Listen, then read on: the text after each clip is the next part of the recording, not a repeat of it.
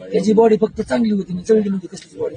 मी आलो होता पण त्याची बॉडी चांगली होती. दादाची गोड्या साईडला पोलिसांचे बारका बारका तुकडेच होते सगळं पाहिले.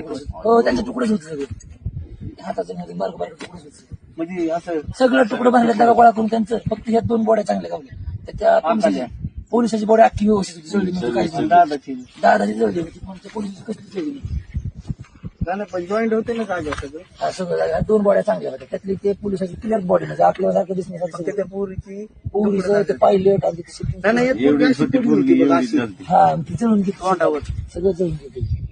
तिथे तुकडं नव्हतं घोड्याच काढलं सगळी टाकलं होतं ओढून काढून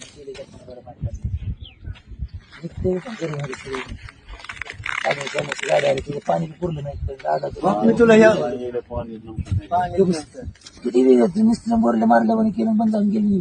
पाणीच नव्हतं, जाऊ नगर परिस्थिती गाडी आली अर्धा पाऊन तास पाण्याचं नव्हतं एअरपोर्टच्या गाडी. रोज ज्या वेळेस जाता यायचं का नाही, प्रत्येक वेळेस ती टाकली शामक असायची. पण कधी म्हणजे असं वाटलं नाही की बाबा ती गाडी रिकामीच आहे.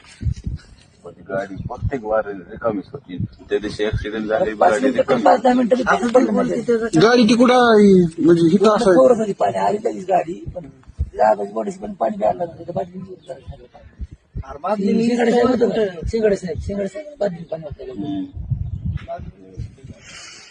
तुला सांगितलं दोघे येतात पटीत आणून याचा तिथे 2 टप्पे दिसतात का नाही, हे रणवी सारखं दिसते वरून वरून दिसते तसंच काय. कारण ही मधला ते चालायचा पट्टा आहे ना, तो असा मधला पट्टा वाटतोय आणि हे 2 फाट्यावर पांढरे फाट्या बी नाही फाके बी नाही ते आणि हे असं म्हणून इथे विमान घातलं असं बी बोललं जातं. डायरेक्ट पट्टी नाही व्हायला पाहिजे, डायरेक्ट पट्टी केली एवढं खरं. कोण म्हणतंय रणवे तिकडे दिसत होता त्यांना हायवेला